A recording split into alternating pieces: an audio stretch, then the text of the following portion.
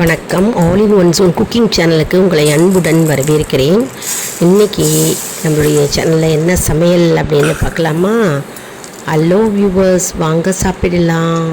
இன்றைக்கி என்ன சமையல் அப்படின்னு பார்க்கலாமா? ரொம்ப ஈஸியாக குவிக்காக என்ன சமைக்கிறது அப்படின்னு பார்க்கலாமா? பேச்சுலர்ஸ்க்கு ரொம்பவே யூஸ்ஃபுல்லாக இருக்கும், மற்றும் நியூலி மேரிட் கப்புள்ஸ்க்கு ரொம்பவே யூஸ்ஃபுல்லாக இருக்கும் இந்த வீடியோ. அவங்களுக்காகவே போடுற வீடியோ அப்படின்னே சொல்லலாங்க இது. சரி, நம்ம என்ன செய்ய போகிறோம் அப்படின்னு பார்க்கலாம். அதாவது அரைத்து விட்ட சாம்பார் செய்ய போகிறோம். சாம்பார்னு சொல்லலாம், பிட்லைன்னு சொல்லலாம். கத்திரிக்காய் பிட்லை. அதாவது 1 ஸ்பூன் தனியா, கடலைப்பருப்பு, மிளகு, சீரகம், வெந்தயம், மிளகாய் வற்றல் 5, அப்புறம் தேங்காய் திருவல் 1 கைப்பிடி போட்டு நல்லா வறுத்துக்கிறேங்க. ட்ரை ரோஸ்ட்டு தான் செய்யணும், எண்ணெய் போடவே தேவையில்லை. கம்மன்னு வாசனையாக இருக்கும். எல்லாமே 1 ஸ்பூன் போட்டுட்டாலே போகிறோம். கத்திரிக்காயை நல்லா இந்த மாதிரி கட் பண்ணி நல்லா கொதிக்க வச்சுட்டுருக்கோம். அலம்பி நல்லா கொதிக்க வச்சுக்கணும். சதுரமாக இந்த மாதிரி கட் பண்ணிக்கலாம். ரொம்ப பெருசாக கட் பண்ணிக்கணும் அப்படின்னாலும் கட் பண்ணிக்கலாம். இந்த மாதிரி ஷேப்பில் கட் பண்ணினா நல்லாயிருக்கும், சாப்பிடவும் நல்லாயிருக்கும். இதில் நம்ம தண்ணி ஊற்றி நல்லா அலம்பிட்டு தண்ணியை ஊற்றி நம்ம கொதிக்க வைக்கிறோம். இதில் பெருங்காயம் போட்டுக்கிறோம். அப்புறம் நம்ம இதில் மஞ்சத்தூள் 1.5 ஸ்பூன் மஞ்சத்தூள், அப்புறம் பெருங்காயம் ஏற்கனவே போட்டுட்டோம். கல்லுப்பு போட்டுக்கிறோம். போட்டுட்டு நல்லா அடியிலேருந்து மேலே கிளறி கொடுத்துக்கிறோம். அப்புறம் இது ட்ரை ரோஸ்ட் பண்ணுறோம் இல்லையா, இது கத்திரிக்காய் பிட்லை அப்படின்னு தஞ்சாவூர் சைடெலாம் சொல்லுவோம்.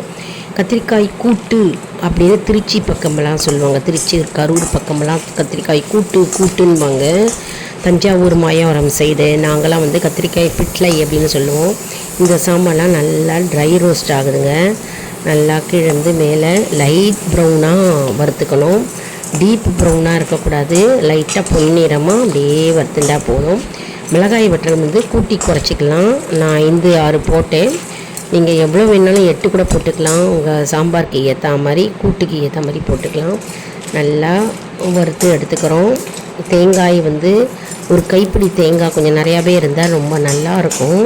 கத்திரிக்காய் பிட்லை கம்மன்னு வாசனையாக ஊரே தூக்குங்க. நம்ம கத்திரிக்காய் கொதிக்குது இல்லையா, அந்த கொதிப்பில் மஞ்சத்தூள் போட்டிருக்கோம், பெருங்காயம் போட்டிருக்கோம்.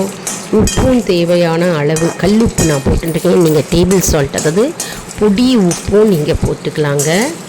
அது நல்லா கொதிக்கணும். புளியை கரைச்சி நல்லா விட்டுண்டு நல்லா கொதிக்கணும். எல்லாமே போட்டுண்டாச்சு.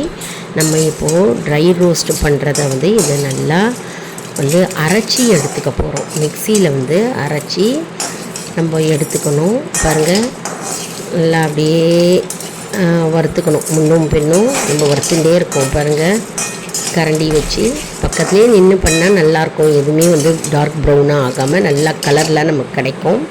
இப்போ நம்ம இதெல்லாம் மிக்சியில் போட்டுக்கிறோம். மிக்சியில் போட்டுண்டு இதில் நம்ம ஒரு 1/4 கப்பு தண்ணி ஊற்றிண்டு அரைச்சி எடுத்துக்கலாம். சில பேர் என்ன செய்வாங்கன்னா பொடியாக போட்டுப்பாங்க. அந்த பக்கம் கொத்தவரங்காய் பொரியலுக்கு கடுகு, உளுத்தம்பருப்பு, 1 மிளகாய் வற்றல் கிள்ளி போட்டுருக்கேன். 1 டேபிள் ஸ்பூன் எண்ணெய் விட்டுருக்கேன்.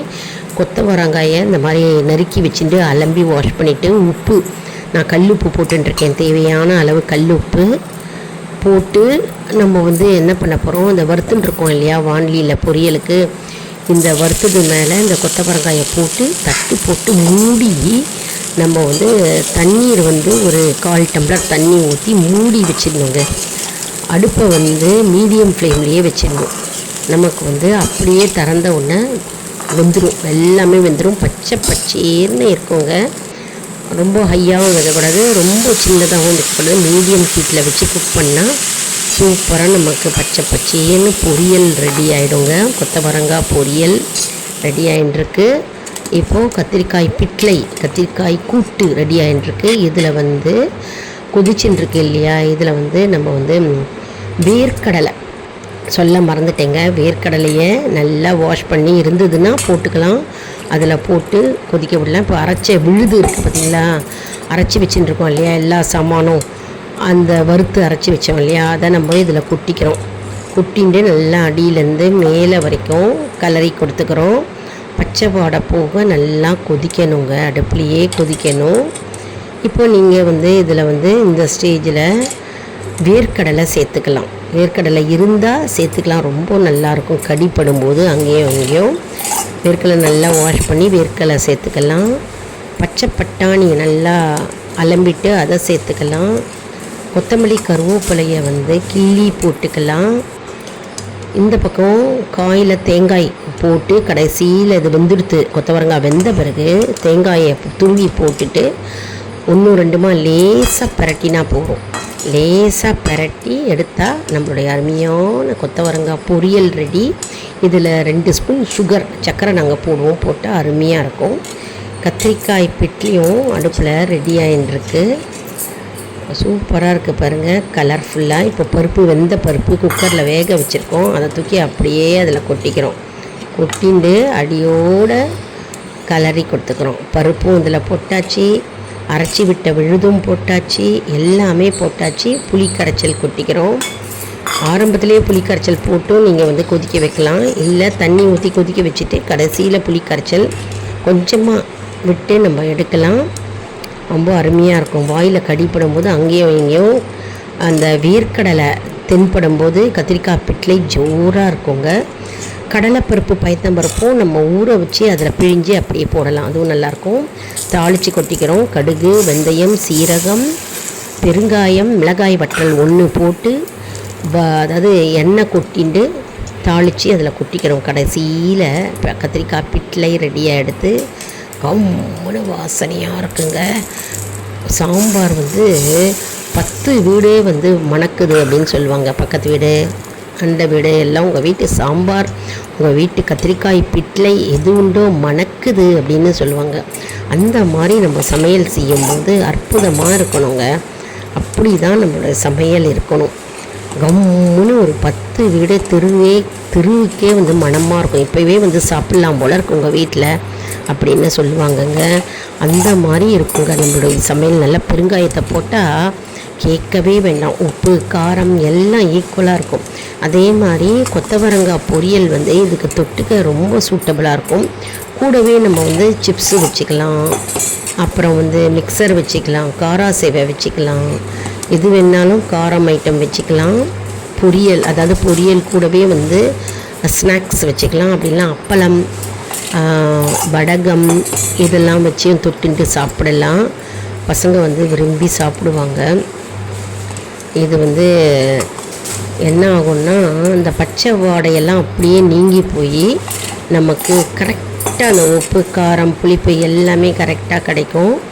அருமையாக இருக்குங்க. பிட்லைனா எல்லாருக்கும் பிடிக்கும். கத்திரிக்காய் பிட்லையில் கண்டிப்பாக வந்து நம்ம வேர்க்கடலையாவது போடணும். வேர்க்கடலை இல்லாத பட்சத்தில் பச்சை பட்டாணி போட்டுக்கலாம். அதுவும் இல்லை, வேர்க்கடலையும் இல்லை அப்படின்னா கடலைப்பருப்பும் பைத்தம்பருப்பும் நல்லா வாஷ் பண்ணிவிட்டு ஒரு கிண்ணத்தில் 10 நிமிஷம் ஊற போட்டுருந்தாங்க. ஊற போட்ட உடனே அதை நீங்கள் கையால் எடுத்து கிள்ளி பார்த்தீங்கன்னா அது வந்து அப்படியே வந்து கிள்ற பதத்துக்கு வந்துடும், நெசுங்கும், அமுங்கும். அதை என்ன பண்ணணும்னா இந்த அடுப்பில் கொதிக்குது பார்த்திங்களா, அதில் போட்டு கொதிக்க விட்டுடணும். கொதிக்க விட்ட உடனே அதில் வந்து உப்பு காரம் எல்லாமே அதில் வந்து உறிஞ்சிக்கும். ஸோ அது வந்து அருமையாக இருக்கும். சாப்பிடும்போது டேஸ்ட்டு வந்து அப்படியே என்ஹான்ஸ் பண்ணும். கடலைப்பருப்பு, பைத்தம்பருப்பு, வேர்க்கடலை, பச்சை பட்டாணி எல்லாமே சேர்த்து ஒன்றா போடும்போது கொதிக்கும்போது அப்படியே அருமையாக இருக்கும். சாப்பிட்ணுன்னே நம்மளுக்கு வந்து தூண்டும். அப்படி இருக்கணும் சமையல் அப்படின்னா, அப்படி இருக்கணுங்க. இது இந்த மாதிரி நிறையா கத்திரிக்காயை போட்டால் நம்மளுக்கு ஒரு ஃபில்லிங்காக இருக்கும்.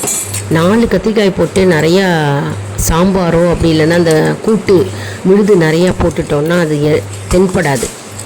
அதனால் வந்து காய் நிறையா போட்டு சாப்பிட்டா நமக்கு வந்து பசியும் தெரியாது, பசங்களுக்கு வந்து நல்லா ஃபில்லிங்காக இருக்கும். அப்படியே சாப்பிட்டா மாதிரி நமக்கு ஒரு திருப்தி ஏற்படும். அதனால் எப்போவுமே வந்து நம்ம சாம்பார்லேயோ குழம்புலேயோ கூட்டுலேயோ வந்து காய் அதிகமாக போடணும். இது ஒரு டிப்பாக நீங்கள் எடுத்துக்கலாம். பிகினர்ஸு, பேச்சுலர்ஸில் வந்து ஹாஸ்டலில் தங்கி படிப்பீங்க, வேலைக்கு போவீங்க இல்லையா, அவசர யுகத்தில் நீங்கள் வந்து என்ன சமைக்கிறது அப்படின்னே தெரியாமல் இருக்கும். அதனால் நம்ம வீடியோ வந்து உங்களுக்கு ரொம்பவே யூஸ்ஃபுல்லாக இருக்கும். ரொம்ப ஈஸியான மெத்தடு தான் நான் சொல்கிறேன். டிப்ஸும் வந்து அப்படியே நான் கொடுத்துக்கிட்டே வரேன்.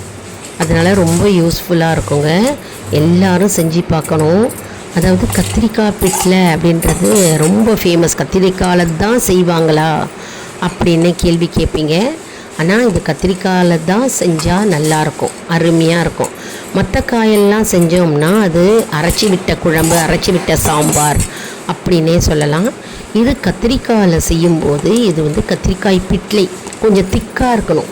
அதாவது சாம்பார் கத்திரிக்காய் பிட்லை எடுத்து நம்ம சாப்பிடும்போது ஊற்றும்போது சாதம் தட்டில் திக்காக வரணும். ரொம்ப கூழாகவும் இல்லாமல் ரொம்ப தண்ணியாகவும் இல்லாமல் சாம்பார் மெத்தடுக்கும் இல்லாமல் பிட்லை அப்படின்னா எப்படி இருக்கும்னா மிடில் ஸ்டேஜில் இருக்கும். அந்த மாதிரி ஸ்டேஜில் இருக்கும்போது நம்ம இறக்கி வச்சுட்டு நம்ம வந்து எல்லாரையும் சாப்பிட கூப்பிடலாம். அருமையாக இருக்குங்க. எல்லோரும் செஞ்சு பாருங்கள், ட்ரை பண்ணி பாருங்கள். ஏற்கனவே சில பேர் செஞ்சுருப்பீங்க தஞ்சாவூர் பக்கத்தில், மாயவரம் பக்கத்துலலாம். இது பிகினர்ஸ்க்குனே சொல்லலாம். நியூலி மேரிடு கப்புள்ஸ்க்கு என்ன சமைக்கிறது எப்படி சமைக்கிறதுனே தெரியாது இல்லையா, அவங்களுக்கும் இது யூஸ்ஃபுல்லாக இருக்கும். நம்ம சேனலை லைக் பண்ணுங்கள், ஷேர் பண்ணுங்கள், சப்ஸ்கிரைப் பண்ணுங்கள். அடுத்த வீடியோவில்